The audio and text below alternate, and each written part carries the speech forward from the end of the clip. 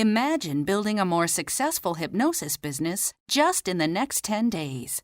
To learn how, please visit WorkSmartHypnosis.com and take the 10-day Hypnosis Business Challenge. Yours free today. Welcome to the Work Smart Hypnosis podcast with Jason Linett, your professional resource for hypnosis training and outstanding business success. Here's your host, Jason Linett. Welcome back. It's Jason Linett here with the Work Smart Hypnosis podcast, session number 13. Session number 13, Hypnotic Tips for Public Speaking, Part 1. That's right, Part 1. This is going to be a two-part series, or maybe even 3 parts if I end up talking way too long about this. Right now, it is Friday, August 15th, 2014, as I'm recording this. This is actually going to drop a little earlier than planned. There's actually a number of interviews I've pushed back slightly because I want to put this information out there right away. I just came back from the National Guild of Hypnotists Convention that was held in Marlborough, Massachusetts, just last weekend. Had a fabulous time. Was there giving a couple of presentations. Had a table in the bookstore as well. Sales were fantastic. Just to go through my notes here, a big thank you, of course, to all the staff who puts on that amazing event, from Dr. Dwight Damon, Elsom Eldridge Jr., to, again, all the staff behind the scenes that makes that event flow so seamlessly. Well over 1,000 people, about 300 workshops going on, and just things happen like clockwork amazingly. So again, thanks everyone for putting that amazing event on. Great to meet a lot of you out there. It's always really wonderful to have people come up and say they've been listening to this program and interacting with it, and more especially putting that information to use. This past weekend was technically the official launch of Hypnosis Business Bootcamp. That's my 20-hour plus business training just for hypnotists, and actually had fantastic sales to that as well. If you want the preview of that, that's what you hear in the introductory notes. That's the 10-day Hypnosis Business Challenge. 10 days of videos, 10 days of action steps. If you don't have that yet, go to www.10dayhypnobiz.com, and that'll redirect right there, though chances are it's all over WorkSmartHypnosis.com. On top of everything, had a wonderful surprise Saturday night at the banquet, winning one of the major awards that the National Guild gives out each year at the convention, the Orman McGill Chair, which is presented for the best of the previous year's faculty members. This is voted on by the membership, voted on by my peers. So out of the 14,000 plus international members, of the 300 presentations featured at last year's convention, I won that award. So wonderful honor. And it's the Orman McGill Chair. It literally is a chair. Go to the show notes for this session. You'll see the photos of that here at the office now. I've been sharing the wonderful arc of surprise as that happened. The first moment of, oh, wow, followed by, how the hell am I going to get that home? Followed by finding out they'll ship it to me. Then, oh, wow, once again. So thank you, everybody who had a part of that. It's a wonderful surprise, a wonderful honor, and especially to have an award with Orman McGill's name on it. The topic of this series, this Part 1 and Part 2, Hypnotic Tips for Public Speaking. I wanted to share this information just because it's interesting that of course, as hypnotists, we work with clients working to overcome a fear of public speaking very frequently. It's probably one of my favorite niche markets that I do quite a bit of marketing and promotion just to get that one category. It's something I just love working with. And out of it all, though, and you've perhaps heard me talk in other formats and other situations all about shooting videos and giving presentations, and it all comes down to public speaking. Being able to get up in front of a group of people and feel comfortable. And even the environment right here. I'm here in the office in front of a microphone and speaking directly into it as if there's a group here in front of me. You know, I often share that how do you do recordings, how do you do videos that really work? And perhaps to use a little bit of hypnosis and get yourself into a wonderful positive hallucination that the camera lens or the microphone in front of you is that avatar of that person you'd like to be speaking to, that ideal client or that ideal audience member.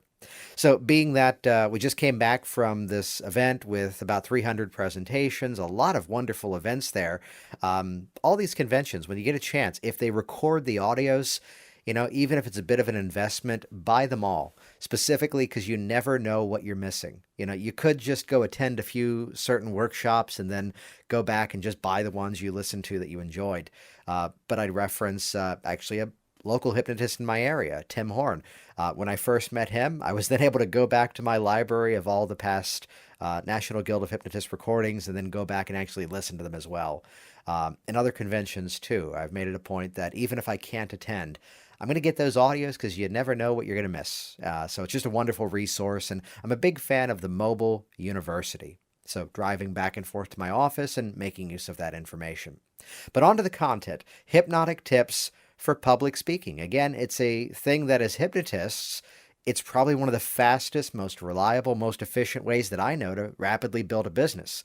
One of the presentations I gave at the convention this year was actually all about my formula for giving an effective elevator talk, perhaps at a networking event or a public speaking event. How do you grab attention in 30 to 45 seconds and then have that so people want to ask you more, people want to interact with you? And I very commonly will share that if your fear is getting up and speaking, well, we're hypnotists, right? Find somebody you can work with and address that. Yet at the same time, you're going to find in this presentation here, there's a number of tips and tricks that are going to come along the way that perhaps are outside of the hypnosis industry, as well as a few that are rather hypnotic in nature. I've prepared about maybe 15 or 16 different notes, which is, again, that's why this is going to be part one of this series. So let's jump right in. So first of all, let's begin with pacing and leading interaction. Now, this is an interesting concept. How many times have you seen a presentation where the speaker will then ask the group a question, ask the group to interact, and then it's met with complete silence? Just like that. Now, perhaps the reason behind that is that, again, in terms of back to our hypnosis, back to our NLP terminology, our neurolinguistic programming understanding that we all have, we're pacing and leading. So if the format has been lecture, lecture, lecture, lecture, lecture, question, they're not quite expecting that interaction. They're not quite expecting that call and response that we're now inviting. So how do we begin to pace and lead interaction? Well, here's my formula. If you're planning on doing interaction at some point within the group, invite movement, invite compliance before you actually need that interaction. And I'll give you an example. In the hypnosis certification class that I do, I've borrowed the practice session out of Bandler and Grinder's Transformations, just to sit and maintain meaningful eye contact without any other instructions than person A being the hypnotist, person B being the client, and then you apply the second phase of that's right, as many people have done since that book has been published, and I'm sure many people before that book as well. So prior to that, there's a lot of interaction within my classroom. I've given them a checklist in terms of their materials. There's always video cameras going throughout my classes just to pull some resources out for my students. So there's a visual release media form that then passes around as well. Then specifically instructions about how to pass it towards the middle of the room, then pass it back up to me. So already I'm beginning to build that foot in the door of compliance. Already I'm beginning to build some interaction as well. And the same way that perhaps you've seen this before, trainers will often begin with some opening frames. A bit of a yes set. So chances are you're here to achieve this. If that's true, nod your head. Good. We're on the same page. And then asking for more interaction like that. So it's that opening wedge, as Dave Ellman would call it. It's that foot in the door. It's that first hoop they have to jump through. So then, a few moments later, where I'm then asking for interaction, where I'm then asking for a call and response, opening up discussion, this interaction is now no longer a weird thing. It's fully in the context of what we're doing. I like to keep pointing out to hypnotists all over that suggestion is not about verbal skills. Suggestion is also about physicality. It's also about kinesthetic suggestions, also about audible suggestions as well. And it's a bit of a diversion, but I'd reference a brief thing, for example, that I've added to a Dave Ellman induction. I don't get into all that extraneous language about, now don't help me out, let me do all the work. Instead, I'll tell them, I'll pick up your arm a few inches, and I'll let it fall. As it falls, let it plop, and just collapse on down. And I'll give that little bit of an audible sound of my hand collapsing on the arm of my office chair here. And again, it's just that audible suggestion, which is going to begin to change that expectation. And just that sound alone has expedited my language in that moment. So again, if you're going to use interaction, pace and lead it prior to when you absolutely need it. Let's move on forward. The principles of NLP. Again, remembering that these aren't a bunch of techniques that were invented. They were discovered by modeling human excellence. So that's helpful to remember in terms of the tactics, specifically on the next point about building rapport with your group. Rapport is something that is established naturally. Rapport is something that is discovered, and then through the modeling of human excellence, through the process of figuring out what it was that made people tick, that's when we then begin to understand how to then mirror and match what people are doing. The easiest description, mirroring would be that process of doing something that they're doing in a mirror image, and then matching would then be a process of doing that in a different context, and then crossover mirroring, crossover matching, all sorts of variations, again, which are beyond the context of this recording. So we could begin to use a common language in terms of movement. We can use a common language in terms of vocabulary. We can use a common language in terms of sounds and expectations and experiences as well. What I'd point towards is perhaps an opinion that I have that's a little different than others, and that's that concept of building rapport with your group by means of how you dress, where they'd often say dress in the way that would be congruent with that audience. And I tend to want to up my game a little bit higher, to perhaps match the group but be one step above it. I've heard this phrase in a slightly negative way before, to say dress as if you need to go somewhere more important after that event. And that can be taken out of context in all sorts of negative ways. But the main point being that dress for success. Dress to get that rapport with that group. And I'd reference this in a different context, and at some point we'll do a whole recording in a little bit more detail all about working with children, where some would say that I should dress down those days. But it's like those experiences I had when I was doing high school events as a stage hypnotist. Do I want to build rapport with the children, or do I want to build rapport with the principal, the administrator who's cutting my check? So I'm typically always in the suit and tie. And just as a person of pattern, just as a person trying to match a common theme and a bit of branding, typically it's that blue shirt, purple tie that you've perhaps looking at right now on your device as you're listening to this podcast as well. So building rapport with your group, again, begin to match their pace, begin to match their rhythms. Now, of course, once you've done that, back to the previous point about pacing and leading, establish their rhythm, but then begin to transition them into your rhythms, begin to transition them into your pacing, your tonality, the systems of which you would like to speak with them. That's that tip for building rapport with your group.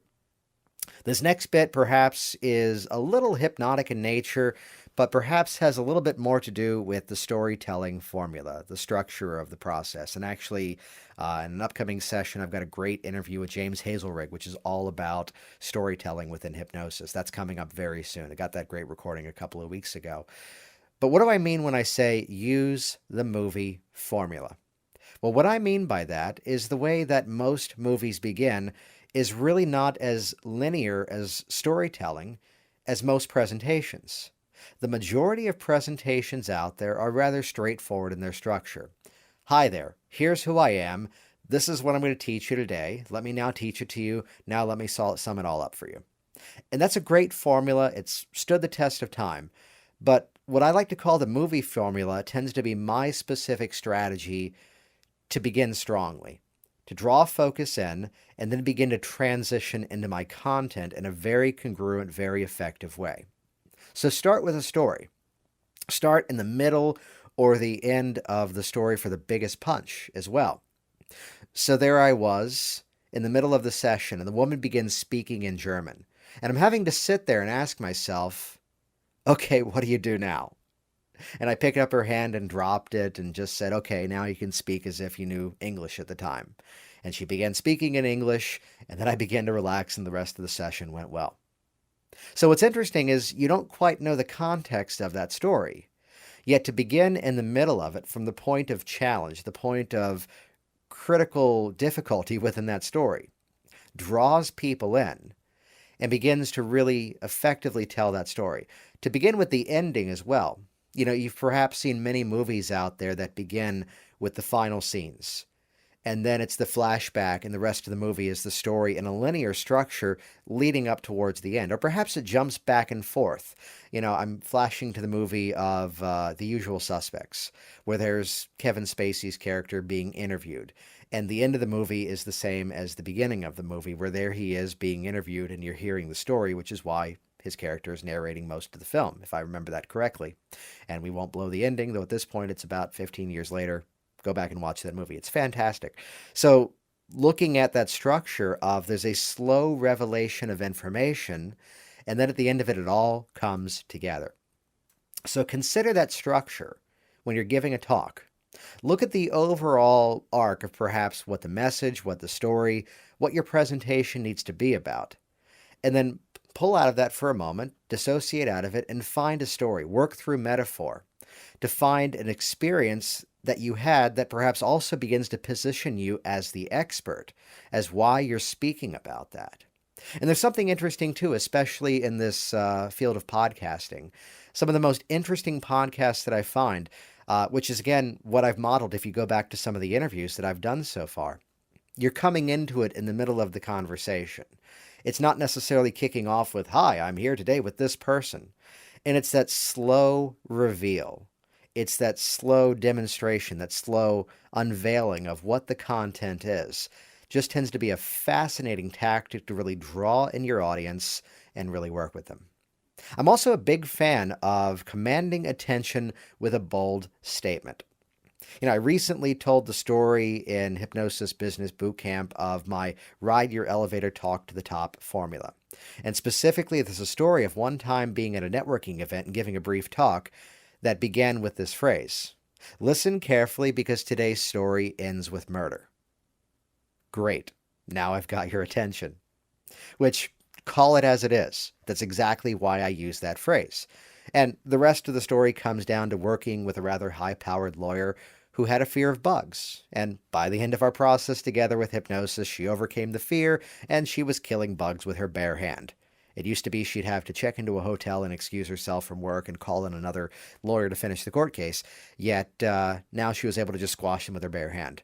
And I apologize to those of you who are pulling on the animal rights side of things. But again, that's her goal. See your client where they are. Get them to where they'd like to be. So commanding attention with a bold statement. Which, by the way, if the tactic allows it, if there's opportunity for promotion, specifically at a convention, what I've been doing recently is I'll record a little 2 or 3 minute video talking about that presentation. And then in the comments underneath it on Facebook, what I'll tend to do is give a bit of a pitch as to a specific piece of information that'll be unveiled in just a short while. So specifically, I recently gave a talk all about online videos to grow your business. And my pitch was, in the first 5 minutes, I will reveal a tactic which has brought in more than $10,000 already this year. And specifically using that phrase, and I opened with that statement, looked at my watch and realized, oh, I still have 4 minutes before I have to tell you that. And then I began to give a little bit more of a story. And then only at the right proper moments at the 5 minute mark, that's when I then launched into the specific strategy, which again, at this point this year has brought in more than $10,000 of income. Very simple strategy. Perhaps we'll share it later. But I love to use this format, that movie formula is what I call it, to bring the entire talk, to bring the entire subject of what you're doing into context. And then when it comes time to actually present the information, you've already positioned yourself as the expert. You're already clearly the most qualified person to be giving that presentation in that specific moment, because they've already learned through metaphor, they've already learned through story why it is that you are so qualified to be presenting that information. Which leads directly to my next point in terms of hypnotic tips for public speaking. Notice the themes of building anticipation. My principle is to delay your introduction until they care who you are. So let's go back to that movie formula. I've told a bit of a brief story. I've begun to introduce a concept and a theme, and only at the point of then bringing it all full circle, perhaps about 5 or 6 minutes, and tends to be my rule of this, only once I've established rapport, and only once I've established credibility, Only at that point where in the back of my mind, I'd like to think they're begging to know who I am and what it is that I do I finally launch into my own self-introduction. I'm Jason Linett. These are my qualifications. This is what I do. And today, this is what we're going to talk about. So as long as I can delay that, look, for example, at perhaps the structure of movies these days. If you go back to movies that were filmed in the 1940s, 50s, 60s, and around that era, it used to be most of the credits were at the very beginning. There'd be a title screen, they'd display the names of the lead actors, they'd display the names of the supporting characters, the supporting actors, and then the crew, and then the technical stuff of the movie studio, then the movie would begin. And the final screen would actually be like a single the end type thing, which is a great format because then those people who work so hard to produce that movie, you have to read their names before the movie even begins. And as culture, as art forms have begun to advance, you'll often find that here's movies where the title screen does not appear until later in the film. And indeed, if I'm remembering correctly, one of the Christopher Nolan movies, I think it was the Batman trilogy, the newer one, Dark Knight. If I remember right, it's about maybe 10 minutes into the movie before you even see the title. Although if I'm remembering right, I think the title never actually appears in that movie till the very end, which, to be fair, you've bought the ticket, you're in the theater, you know what you're going to see, there's no surprise. But that strategy of delaying that title screen as long as possible is what I'm modeling here, to delay my introduction and to the point where, again, they care and they're ready to access my information. Which then now we're into our presentation. And a quick note, my original career, I went to college for management for the arts, and I worked for several years actually through the unions. I was a card-carrying member of Actors Equity Association, but it's helpful to know that association, that organization also organizes the stage managers, the production managers, which is what I was. So you see a big scale theatrical production and the wizard behind the curtain calling the cues and giving all the orders and commands to make it all work, and then working alongside the unions and working really hard to keep all these creative people happy and working together well. That's what I did. Now, from that, though, I developed a skill. Now, the backstory is I got wonderfully burned out from that career and left it behind, moved on to hypnosis, and have not looked back. It's now been about 7-8 years or so. So in that journey, though, there's one common thing that'll often happen on stage. And here's one of those moments that separates the amateurs from the professionals. And that is, how do they respond to disruptions? Now, first of all, here's the classic example. The actors on stage, they place a book on a table, the book falls and hits the ground. And the actor's in his head trying to keep up with the rest of the cast, trying to keep up with the story, trying to keep up with everything that's so specifically timed. And I'll tell you, it's down to the second sometimes. And they're trying to play the game of pretend the book didn't fall over. Yet in that moment, the entire audience is staring at that book and wondering, when's he going to pick up that book? It's like when you watch a magician and they mess up a trick. And if you've watched enough, you start to ask yourself, is this supposed to happen? And it's that moment where then suddenly something else happens and it was all orchestrated. But on stage, the actor drops a prop. Or here's the really insanely detailed one. We would line ashtrays on stage with either Vaseline or water or some sort of non-flammable substance. Because if the actor has to smoke on stage, a cigarette, a cigar, whatever it may be, and they snuff it out in the ashtray, that smoke rising up, the audience will become, well, mesmerized by watching that for quite some time. So, what's the trick? You put something wet in the ashtray that'll snuff it out right away, so there's no smoke, and now the audience keeps the focus where it should be. So, needless to say, if you're giving a presentation, take that moment and actually acknowledge it. Pick it up, move on. You know, this is also an opportunity for humor. And I'm not saying humor in terms of telling jokes, although, of course, use it appropriately where your skills are. But there's often just that humanized moment of humor where just something happens, we acknowledge it. Can you crack a joke? Yeah. Wow, it's not gravity. The world just sucks today. Or whatever it is you want to say. Pick it up, just set it back down, or don't even bother breaking your rhythm. Just pick it up, set it back down where it's supposed to go, and move on. which kind of relates to disruptions from the audience as well. Now, chances are you should be in an environment where people, okay, let's say it simply. It's 2014, turn off your damn cell phone. You're in a public presentation, forgive the language, but you're in a public presentation. It's just common courtesy now. We shouldn't even have to give announcements for it. If you're somewhere where it'd be rude for your phone to go off, turn the thing off. Although I'm reminded, and I'm going to have to censor myself here and not say who the actor was, but it's one of those character actors that I worked with that if I get a reference, oh, here's who it was, you'd go, oh, that guy. I'm reminded of a time that in the old career, he was on stage, and this is a classic story, but it finally happened when I was in the room. He's on stage, he's performing, he's in the middle of an amazing, amazing scene, and the phone rings. And there's someone in the audience responding rather loudly, I'm at a play. As if the question was, how is it? Yeah, they weren't too interested. And this actor paused in the middle of his scene, just stared daggers at this woman, looked back at the actor on stage he was with, shrugged, got a huge laugh from the audience, and then picked back up exactly where he was.